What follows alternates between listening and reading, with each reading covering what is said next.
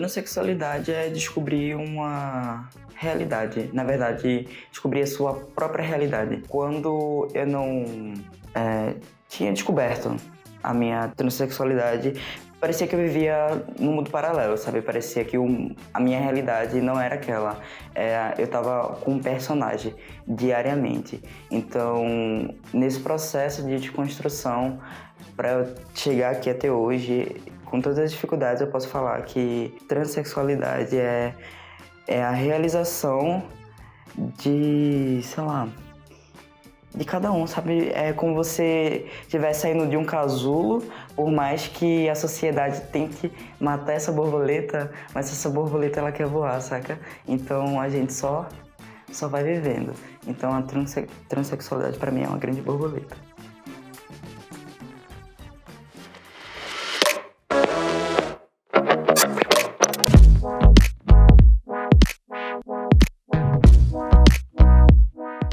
Para mim é sinônimo de resistência. Eu me identifico muito mais como uma mulher travesti por questão de política, né? Porque o termo trans é muito higienizado. Então, eu por estar em certos meios que majoritariamente a população de mulheres travestis não estão, eu prefiro me titular quanto travesti.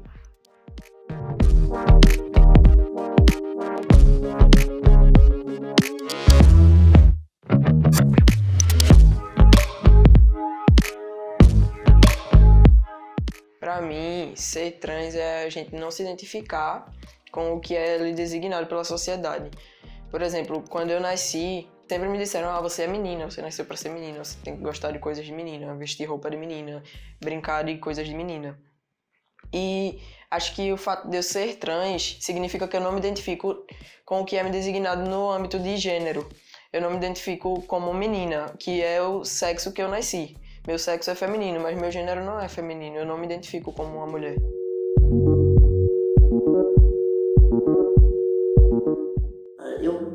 Eu acho que a vivência fala mais alto que muita coisa, né? Assim, eu nunca fui muito bom em definir essas coisas de termos. Mas, pra mim, hoje, ser trans é uma possibilidade de ser quem sou eu. Poder expressar quem eu sou de verdade. Acho que ser trans é sair da caixa, é sair desse pensamento que é introduzido desde que a gente nasce, do cisgênero binário de homem e mulher a partir do corpo, né, e definido por regras e tudo mais. A gente vê isso já desde daquele chá de revelação que define, como se aquele fosse definir a vida inteira daquela pessoa, as opções de tudo que ela tem que fazer.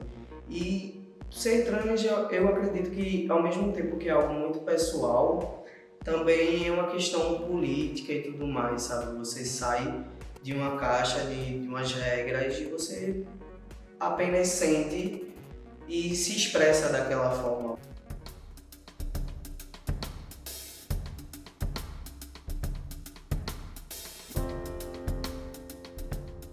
É uma identidade de gênero, né? Esse é um conceito que tem mudado, lembrando que é uma construção contínua do próprio Conselho Federal de Psicologia, né, que delibera a forma como a transexualidade é percebida pelo Conselho a partir dos seus conselhos regionais, né, de atuação nas cidades.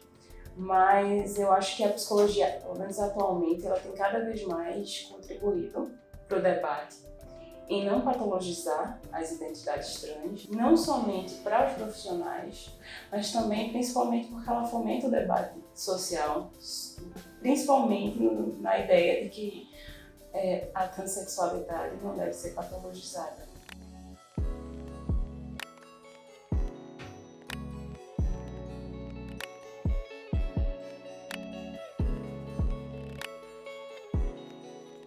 Bom, acho que tudo começa na infância, né? Eu me lembrei recentemente, acho que eu tinha um bloqueio da minha infância. Eu me lembro, acho que estava na segunda série, na época estava na segunda série, e me lembro no momento na sala de casa, olhando para o espelho bem grande, e imaginava assim, como é que seria eu ser mulher? E a imaginação muito louca, né? Porque eu tinha aquele cabelo de coiazinha assim, bem indiozinho. Então me imaginava como se fosse uma menina indígena. Essa foi a primeira fase assim, que realmente eu me imaginei enquanto mulher. Foi um pouco estranho, mas rápido. Tem sempre aquele clichê, sempre foi de criança e tudo mais. Mas para me identificar foi até engraçado. Foi uma amiga do colégio. Ela tinha me mandado um Tumblr na época de um menino trans. E eu fiquei encantado e fiquei, tipo, meio que descobri um mundo ali na minha cabeça. Eu fiz, nossa, existe essa possibilidade. Porque já era uma coisa que eu conversava com um amigo meu, mas pra mim, na minha cabeça, era algo impossível. E aí, a partir disso, eu fui tentar procurar, só que na época, não lembro assim exatamente um ano, mas eu acho que era 2010, por aí, e não tinha fácil acesso de informação. Onde eu achava era mais em site, mas era algo mais de informação com conteúdo em inglês e tudo mais. E assim, as primeiras referências que eu tive foi na primeira conferência que eu participei do movimento LGBT municipal de Recife, que houve uma onda enorme de travestis. E ali já estava me identificando já enquanto mulher, já estava me incomodando já quanto às vestimentas. E quando eu olhei, disse, porra, é isso que eu sou. E, enfim, foi lendo, procurando, me identifiquei, mas para chegar até digamos que uma autoaceitação, porque você quebra, né, tudo que você construiu, e aí você pensa como é que você vai quebrar isso dentro de você e para as pessoas ao seu redor e para toda a sociedade. E como não tem muita informação, ficou mais difícil, mas aí foi com o tempo, fui conhecendo, foi aparecendo mais gente, foi ganhando mais visibilidade. Eu acho que foi com a idade também, você vai crescendo, vai conhecendo outras pessoas e descobrindo novos mundos. E aí, depois que eu me identifiquei, o processo só foi de transicionar e, enfim, seguir até onde eu tô. Não foi fácil, tanto que eu demorei bastante tempo para descobrir que existia o termo trans. E um dos motivos de eu ter tido essa ideia do documentário foi porque não tinha material suficiente. Eu procurava na internet, no YouTube, e em livros, etc. E não tinha material suficiente, assim, para eu entender sobre o assunto, para eu mostrar para os meus familiares, para eles também entenderem. E aí eu tive essa ideia do documentário para trazer um pouco mais de material sobre esse assunto, sabe? Mais conhecimento para a sociedade. Quando eu entrei no movimento, em 2016, mais ou menos, eu comecei a ter contato com as terminologias, eu achava super estranho, eu ainda pensava assim, eu acho que isso é uma coisa muito extrema, sei lá, vou precisar mexer no meu corpo e até outras coisas. Eu já pensava logo nas intervenções cirúrgicas, né? Eu pensava, acho que eu não sou isso não, eu só não correspondo ao padrão de menina femininazinha, não sei o que. Tive, porque a referência de homem que eu tive em toda a minha vida é uma referência muito negativa, né? Do que é o homem cis, do que é o homem hétero. Então, é uma visão que eu abominava. Então, pra mim foi muito difícil falar sou homem pela referência que eu tive. Então, a negação foi pesadíssima. E aí depois do tempo, quando eu fui entendendo e pensando, eu acho que essa incompreensão comigo não é disso não, pô. E eu fui começando a compreender, né, nessas vivências, que de verdade não era eu. Eu performava alguma coisa que não era eu. Eu acho que eu brinco às vezes dizendo, eu acho que eu era trans, assim, fazia uma linha drag queen. Eu fui pra psicóloga falando, não quero ser homem, eu não sou homem, porque a referência que eu tive era pesada. E ela falou, pra você ser homem, você não precisa ser igual aos homens que você viu na sua vida. Então, com o tempo, eu fui entendendo e eu não forço uma masculinidade. Então, assim, pra ser homem, você não precisa ter todo aquele padrão que a sociedade fala que você tem que ser. Eu sou da minha maneira e quem quiser que aceite, quem quiser, não posso fazer nada.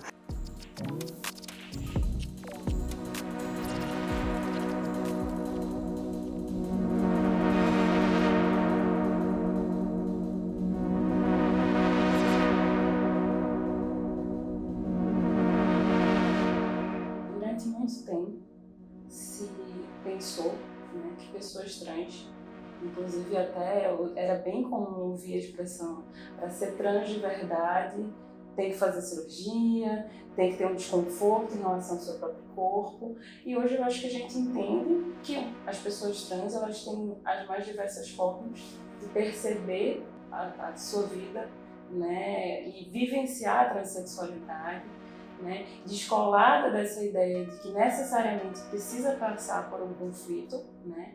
Inclusive essa ideia de conflito é o que fez com que durante muito tempo, né, a vida de pessoas trans tivesse a influência, de uma certa forma, e o peso das verdades médicas, psicológicas, jurídicas sobre o que é ser trans. Então, uma pessoa trans ela pode ser da forma como ela quiser, ela não necessariamente, por exemplo, precisa estar afinada a ideia do próprio binarismo, de que tem que necessariamente escolher uma identidade masculina ou feminina.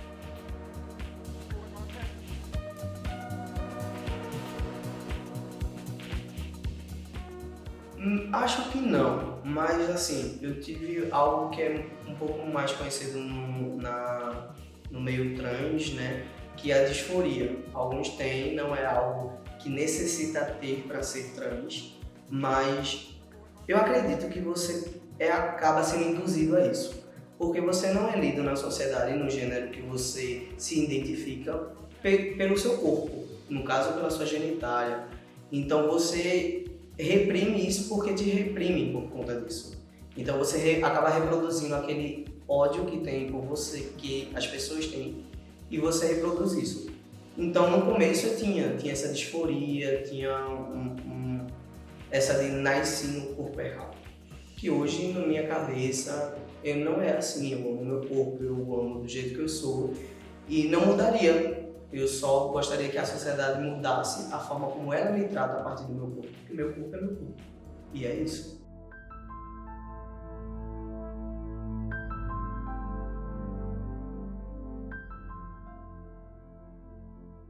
O tratamento hormonal, ele visa, que a gente nem gosta muito de falar tratamento, porque tratamento associado à doença, a gente sabe que não é uma doença, né? A reposição hormonal, ela tem o objetivo de dar àquele indivíduo as características sexuais secundárias, o que a gente chama de que, no caso do homem, seria o crescimento de pelos, né, a modificação da conformação corporal de acordo com o que existe no corpo masculino, né? E é o que a gente chama de características sexuais secundárias. E a gente quer, com essa reposição, dar essa característica o mais próximo possível da identidade que aquela pessoa tem. No caso das meninas, das mulheres trans, seria o crescimento da mama, um corpo mais, um formato mais feminino, e que é o que a gente chama também características sexuais secundárias da mulher, né, feminino. E esse é o objetivo, a gente fazer o hormônio para aquele indivíduo que vai, ao máximo, gerar aquelas características sexuais secundárias que são compatíveis com sua identidade de gênero. Então, no caso dos meninos, seria a testosterona, tá? que é o hormônio produzido pelo testículo. Então, como esses meninos trans não têm uma produção suficiente de testosterona para dar essas características sexuais, a gente dá testosterona com esse objetivo. Nas meninas, seria o estrógeno, né? A gente faz o estrógeno para tentar, ao máximo, chegar nas características compatíveis com o corpo feminino.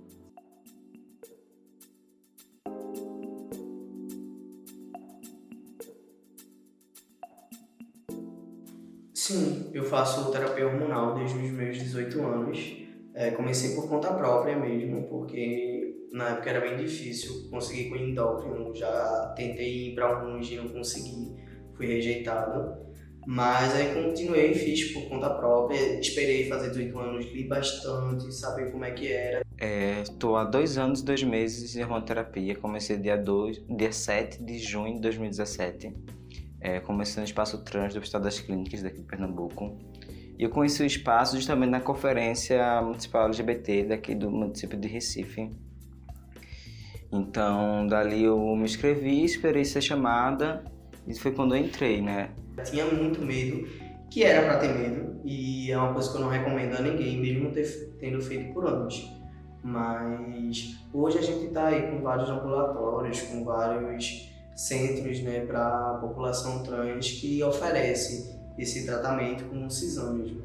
É muito importante a questão do acompanhamento não só endocrinológico com médico especializado, mas como também a questão psicológica, né? Porque nós, pessoas trans e travestis, passamos preconceitos diários, somos marginalizados diariamente na sociedade e isso nos afeta muito psicologicamente e pode nos arrecadar muitos danos, ou até mesmo a gente procurar escape em drogas, digamos assim. Antes, logo quando eu me descobri, eu achava que eu não precisava da terapia hormonal, porque eu achava que eu ia fazer academia, ia ficar com um corpo assim, masculino, e eu ia usar o minoxidil, ia crescer barba, eu podia fazer um tratamento para voz, mas aí o tempo foi passando e eu tô na puberdade e o seio foi crescendo, o quadril enlarguecendo, e aí eu preciso desse tratamento, eu preciso desse acompanhamento, porque eu tô me sentindo mal com o meu corpo. E aí eu conversei com minha mãe, ela me levou, a gente tá fazendo um tratamento, todo o tratamento psicológico, psiquiátrico, com o serviço social, com o endocrinologista, e aí ele passou os exames e eu comecei há menos de um mês. Eu faço terapia hormonal, eu comecei em janeiro, aí passei 3 meses sem esse processo. Aí quando eu consegui o acompanhamento novamente, aí eu retomei os hormônios. Mas eu procurei o Cisan, né? As pessoas deram referência, Cisan e tal. Mas eu achei muito burocrático, né? Uma coisa muito difícil, o acesso de conseguir e tal, lista de espera e tudo mais.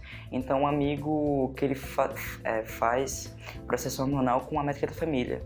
Ela tem um projeto que é para atender pessoas que não são da área metropolitana do Recife. Eu tô na transição, de uma maneira geral, tem 1 ano e 9 meses, mais ou menos.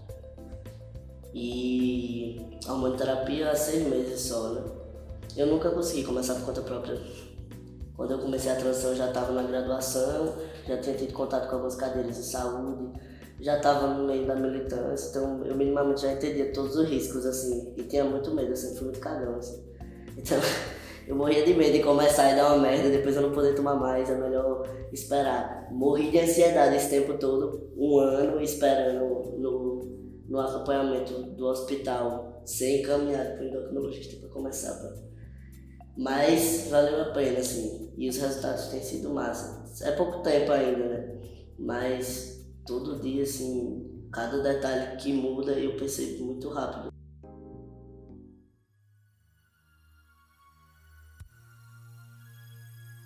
Tanto a testosterona como o estrógeno, ele pode estar associado a efeitos colaterais.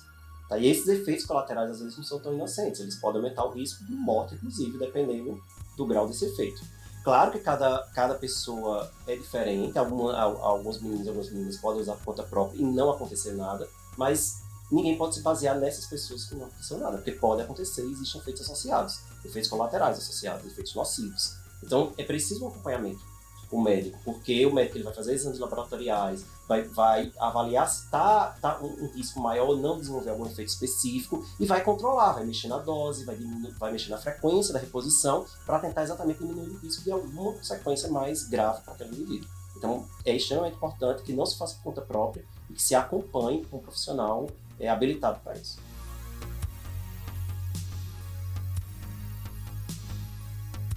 Alguns, talvez, assim.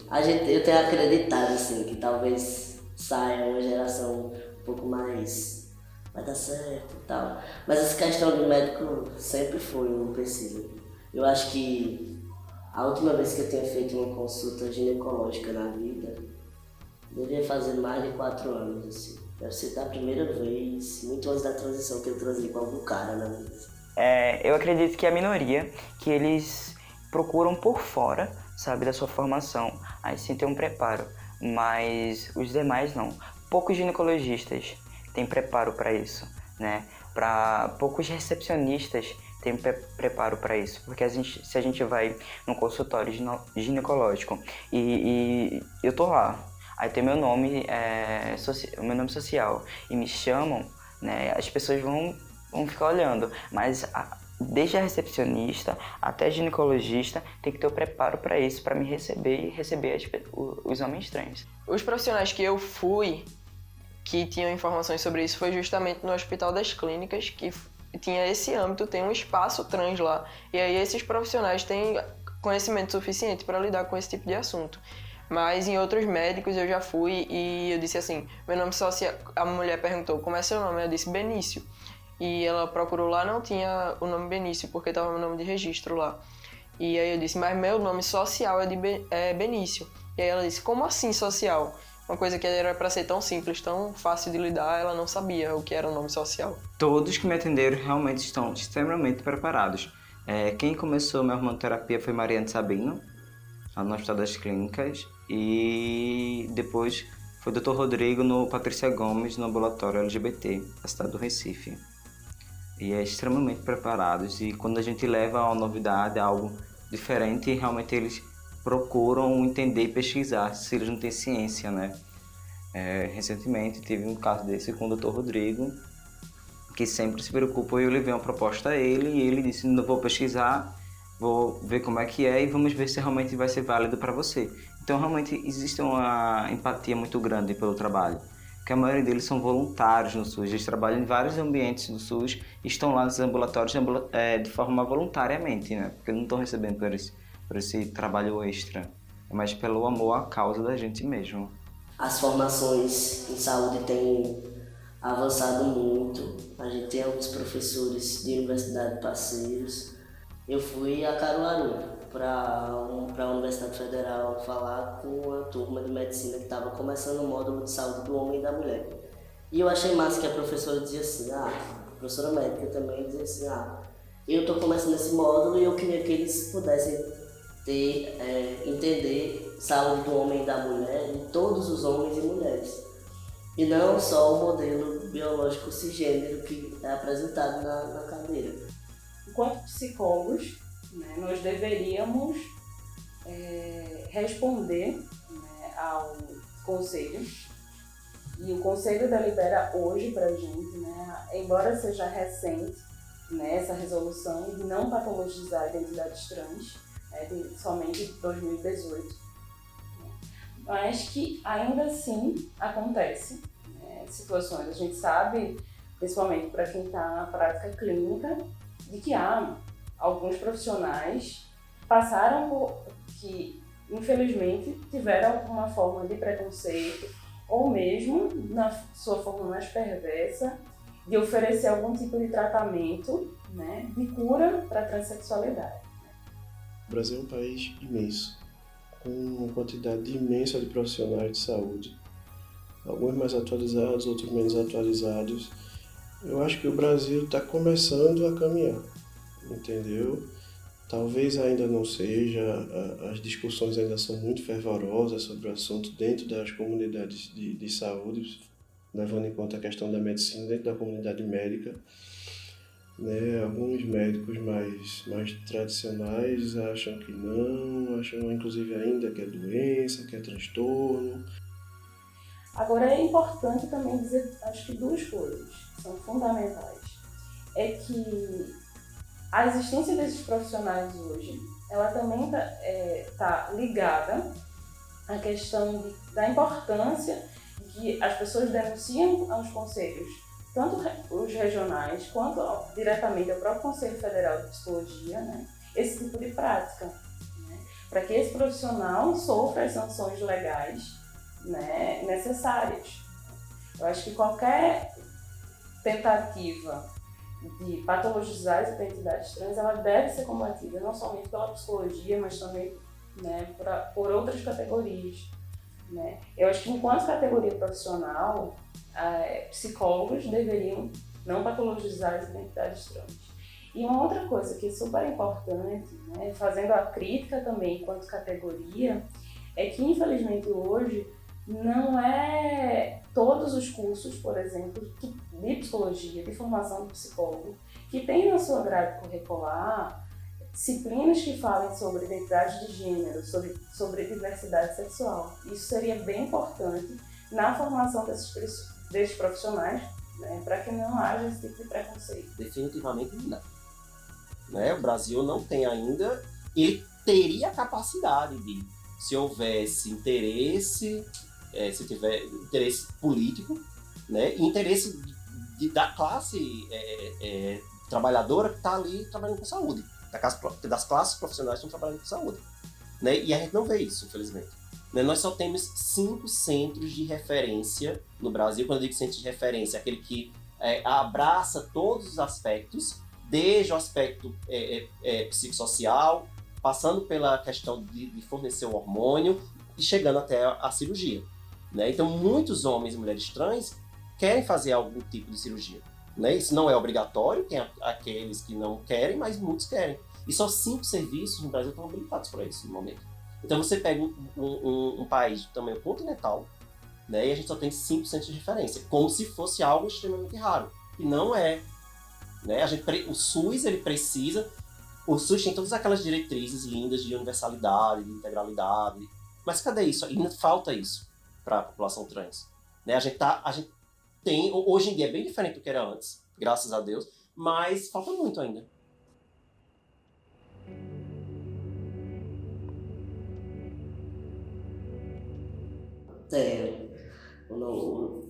A certidão, o RG, o CPF está em tramitação, ainda não voltou resposta.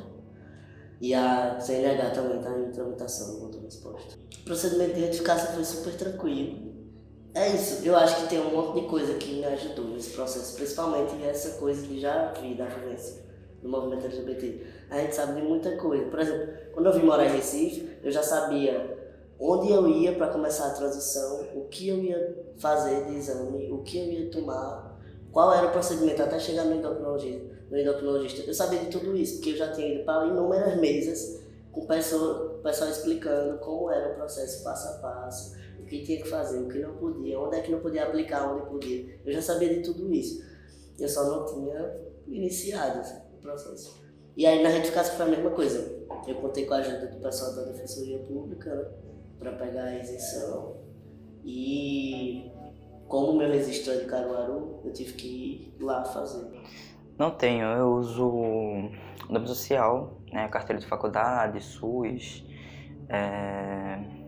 redes sociais, mas eu fui fui na Defensoria Pública fazer essa solicitação e já faz acho que alguns meses que está nesse processo de conseguir fazer essa mudança, mas é um processo bem retardado que acaba me incomodando bastante, porque daqui a pouco eu vou tirar meu diploma, né, e aí eu vou ter que fazer uma outra solicitação para que esse diploma saia com o meu nome retificado, então. Eu tô esperando fazer 18 anos, porque é tudo mais simples para mudar no registro e na identidade, é muito mais simples depois que a pessoa tá de maior. Mas eu tenho na carteira de estudante o meu nome social, na carteira do plano de saúde e no VEM do transporte público, eu tenho, em todos esses documentos eu tenho o nome social já. Ainda não tenho o nome retificado, mas comecei a abrir o processo. Eu fiquei sabendo, na verdade, através de uns compartilhamentos de algumas instituições aqui do Recife, tem vários como Transviver, Amotrans, entre outros, que estavam compartilhando cartilhas que explicavam como você faz para dar entrada a esse processo de retificação.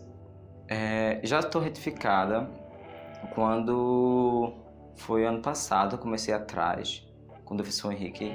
Só que quando fui candidata a deputado estadual, mesmo eu estando com nome social no título diretor, que eu já tinha quando teve aquela decisão, dava inconsistência, porque o CNPJ saiu com o nome de registro, dava inconsistência, não teria como. Então o partido, logo em seguida, teve que correr atrás nas pressas da minha retificação. Então não participei muito da minha retificação. Eu acho que é uma pena, de certo modo, porque é um processo tão importante que eu não me senti tão próxima nesse momento. Só assinava a procuração. Eu queria ter participado um pouco disso. Eu participei um pouco disso na do meu esposo, mesmo assim, do lado dele, acompanhando os espaços, indo com ele no fórum. Foi mais próximo conseguir chegar mesmo nesse processo.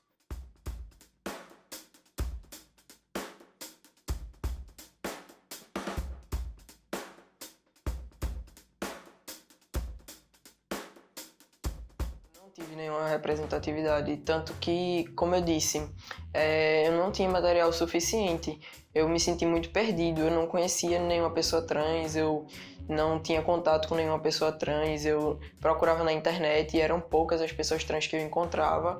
Isso na época que eu estava me descobrindo. A representatividade é sempre importante, tanto ela por ver na internet, pela mídia, ou pela questão pessoal mesmo. Acho que o pessoal chega a impactar mais, porque tu sente que aquela pessoa realmente é real, né? E por estarmos hoje em dia com muita visibilidade no movimento trans, travesti no Brasil, ainda mais no estado de Pernambuco, que é pioneiro no movimento de órgãos públicos. E tanto que, novamente, eu volto a falar da ideia do documentário e também que eu comecei um canal no YouTube para aumentar a representatividade, para ver se as pessoas conheciam mais sobre o assunto e etc.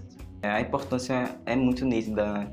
Enquanto a gente cresceu politicamente falando, chegar a ter um monte de travesti numa novela como essa hoje em dia, Dona do Pedaço, acho que muito importante, muito significativo para as pessoas que estão se descobrindo ainda.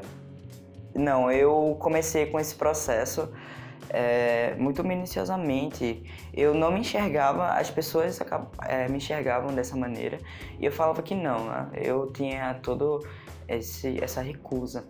Mas aí, quando chegou aquela novela, não lembro o nome, uma novela que teve um personagem transexual, transgênero, e eu falei, caramba, eu sinto tudo isso que esse personagem está falando. Será que eu sou? Será que eu não sou? E com o tempo eu fui me entendendo, eu fui me enxergando. No começo eu tive, que foi aquele menino ao qual eu falei, que ele de uma forma, foi uma representatividade. Foi ali que eu conheci, vi o primeiro homem trans, que eu olhei e reconheci como homem trans. Mas além disso eu não tinha outras pessoas. Aquilo ali foi uma representatividade mais assim, perto, digamos assim. E eu falei, tá, velho. Aí eu falei pra minha mãe, aí minha mãe, ela de cara teve uma pequena recusa, falou que eu só tava falando isso porque era um personagem da televisão. Eu falei, não é influência da TV, tá? Isso é real. Então, ela teve uma resposta muito bonita. Ela falou que, independente de qualquer coisa, eu sempre vou ser filho dela, o amor vai ser o mesmo. Se fosse pra entrar numa sala de cirurgia, ela ia estar lá na porta esperando eu sair, tá? Pra me dar um abraço e pra estar comigo. Então até hoje a gente tem essa relação. Eu respeito o tempo dela, sabe? Ela me chamando feminina e tal, e eu não vou cobrar, né? Porque cada um tem seu tempo. Eu tive o meu tempo, ela tem o tempo dela, e o resto das pessoas que convivem comigo desde a infância vai ter o tempo. Então eu não posso estar cobrando nada, pelo menos assim, da minha perspectiva. E naquela época era um pouco mais difícil, mas hoje, ao passar dos anos, a gente vê um monte de gente, uma galera muito massa que está fazendo vários trabalhos, tipo o Lucas do Transdiário, o Luca Najá, e enfim, tem uma galera aí, Tequeiroz, que tá aí, que tá fazendo vídeo no YouTube, que tá sempre falando. É muito importante ter esse tipo de representatividade, porque hoje é muito mais fácil pessoas que se sentem de fora do que foi lidado, né, na sociedade, um padrão, e é muito mais fácil se reconhecer de uma forma ou de outra, porque ela está ali com informação, né, na frente dela. Então essa representatividade é muito importante. Antes da transição, né, quando eu já estava no meio do movimento LGBT, eu sempre tive como referência assim, em atitudes, mesmo em palavras, em ações, o João Nery. Mas, e eu nem pensava na transição ainda, né? Mas aí, quando eu decidi embarcar de vez, né? Passar desse período de incompreensão para embarcar de vez, assim, nesse lance da transição, que pra mim, que pesam várias coisas nesse momento. Mas pra mim já nem pesavam tantas, porque a família não tinha tanto contato. O pessoal, eu não estava trabalhando quando eu comecei a transição, eu estava na universidade, eu morava sozinho, então era um rolê que, tipo, eu não ia ter praticamente ninguém para dar satisfação, por enquanto. Até o resto do mundo sabia, né? Mas aí, quando eu decidi embarcar de vez nesse lance da transição, uma pessoa que sempre esteve do meu lado e eu sempre tive como referência é um grande amigo, Daniel Brito, com quem eu ainda tenho muito contato. A gente troca outras ideias, não se vê tanto como antes, mas a gente troca outras ideias.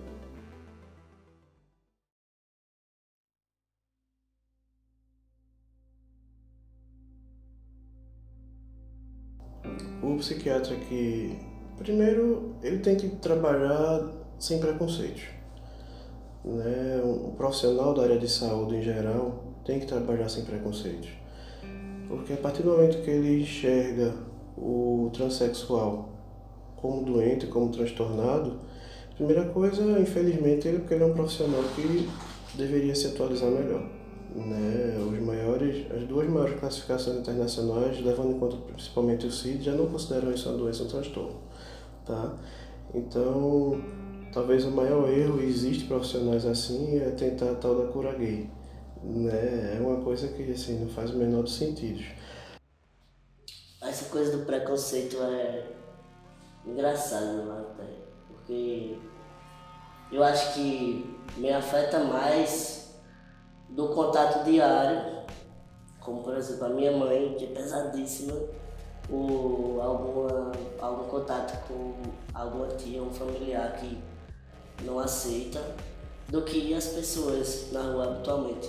Eu acho que pela relação de afeto mesmo, né, que pesa nesse momento, mas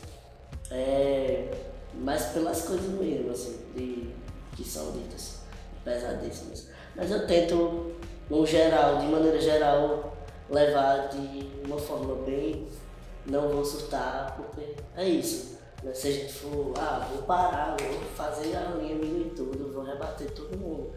Não tem nem saco, tem hora que eu digo, não, tem uma figura que me representa muito, que assim, eu não concordo, mas eu tô com preguiça de fazer um argumento para dizer que eu não concordo. Eu só não concordo. Mas eu tento levar dessa forma para não surtar mesmo, assim, para minimizar. No dia a dia eu já, quando eu tô com disposição, eu vou lá e digo, olha, ele, e aí? Ou como, por exemplo, eu colaboro no Armazém do Campo, lá atendo mesa. E aí, às vezes, o outro aparece um cliente engraçadinho assim, pra... Moça! Aí eu faço pago de doido, assim, fico... Moça, até eles tocarem. E teve um outro dia que ele ficou tipo... Aí chamou outro rapaz, aí fez assim... Eu tô chamando aquela moça e ela não vem. Aí ele disse, que moça? Aí ele...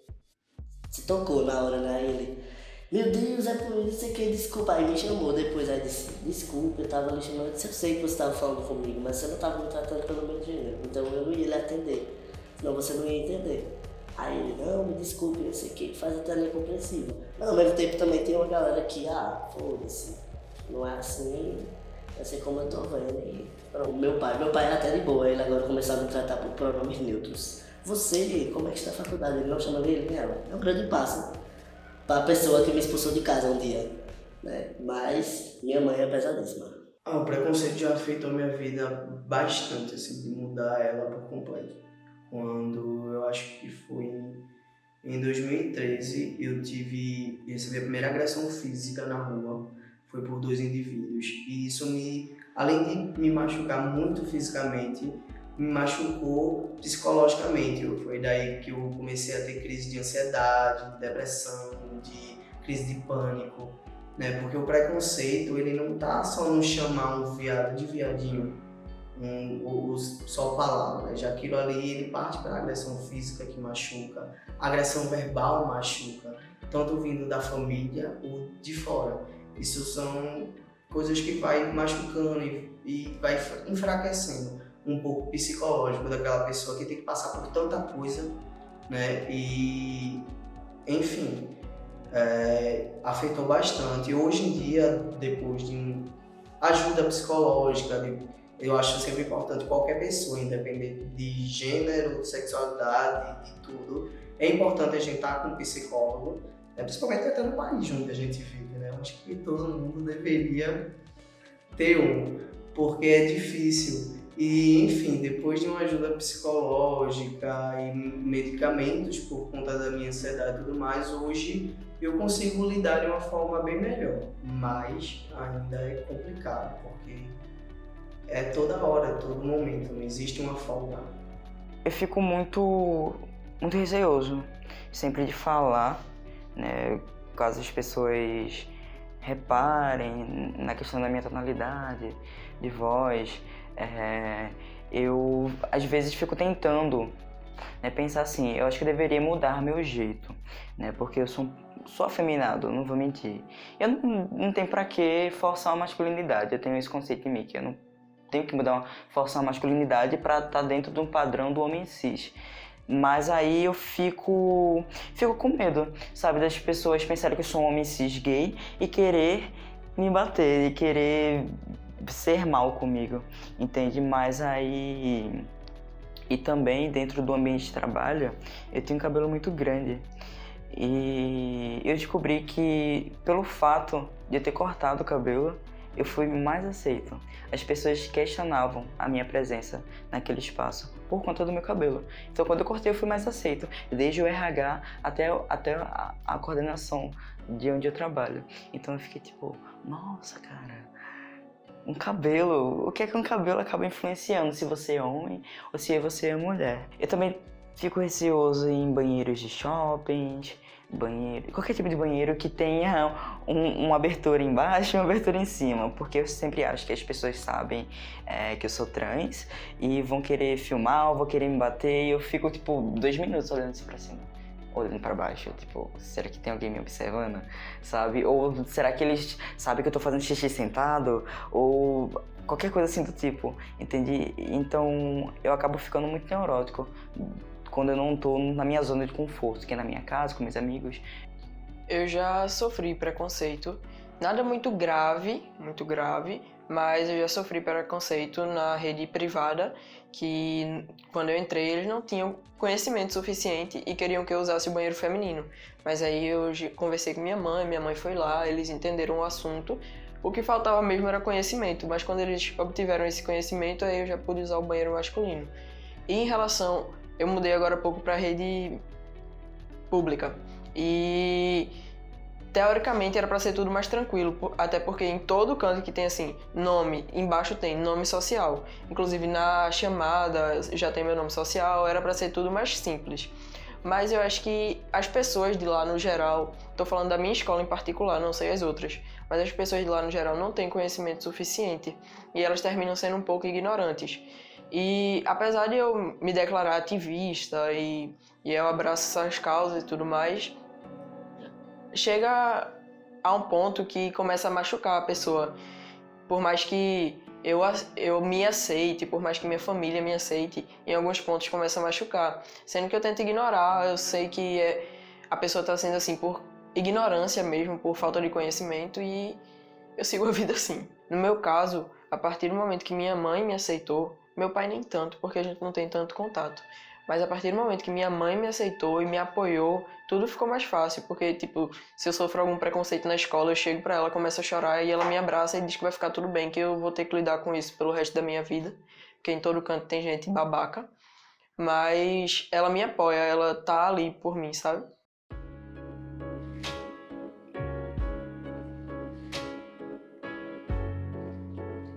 Porque só pelo fato da gente sair de casa, a gente corre um risco de vida muito grande.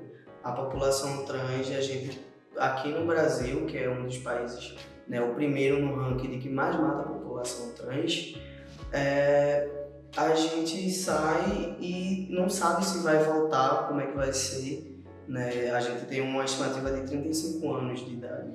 Isso é muito, muito pouco, porque a gente está aí à mercê da violência. Primeiro, que é sair de casa, muitos são expulsos de casa, não têm acesso a estudo, acabam sendo marginalizados, vivendo na rua ou até na prostituição. Então isso já é uma agressão política muito grande acima das pessoas. E você ter essa coragem de já ouvir pessoas falarem que é como se fosse moda. Não existe quem escolhe sair na rua sem saber se vai voltar. Eu já fui agredido, já me perseguiram, já fui ameaçado de estupro coletivo. Então é assim, é algo muito pesado e a gente é resistência. Nosso corpo é político, a gente tá na rua, a gente tá sobrevivendo, a gente tá encarando e a gente tá fazendo política. Eu tenho uma grande amiga que fala assim, Eu saio de casa todos os dias, uma amiga trans. Eu saio de casa todos os dias e eu não sei quem eu vou encontrar primeiro, se é o amor ou se é a morte. E aí um dia eu escutei ela falando isso e eu fiquei assim, porra, que peso, assim, porque... E é real, assim, a gente sai se confiando muito, assim, na experiência de vida mesmo, porque não tem nenhuma garantia. Se não tem garantia para as pessoas cis que são passáveis na sociedade, não tem garantia pra gente. Eu questionava isso esses dias, né? A orientação, ela não impede as pessoas de viverem. Por mais que a gente diga, não, vamos lá, o Brasil é o país que mais mata LGBT no mundo. O país é o... Certo, só que LG e B conseguem entrar e sair dos lugares sem se identificar assim. Quando a gente parte para a transexualidade, que vai muito além de eu gostar de alguém, vai do que a gente é, de como a gente se comporta, de como a gente se veste, como a gente anda e transita na sociedade, é uma coisa muito diferente, né? A gente morre mais, a gente morre mais jovem, a gente corre mais riscos, até pela própria existência da gente, assim. A gente corre o risco tomando umas doses de vida, que a gente chama. Quem garante que amanhã ou depois eu não tenha uma trombose tomando testosterona? Quem garante que amanhã ou depois eu não tenha um câncer no ovário, tenha que tirar tudo, sei lá. Tá ligado? É um risco eminente e é um sacrifício que a gente faz a vida inteira para continuar sendo quem a gente é. Eu acho que é um termo muito forte, né? Corpo político e muito real. A gente não sai de casa com a rotina cisgênera de vida, assim, eu vou, volto, quando eu chego em casa, minha esposa, meus filhos e meu cachorro estão lá me esperando, sabe? A vida quase sempre não é assim pra gente, e talvez seja às vezes, mas nunca do mesmo jeito que o corpo cis. Falar para os homens trans, a gente fica muito estressado, muito.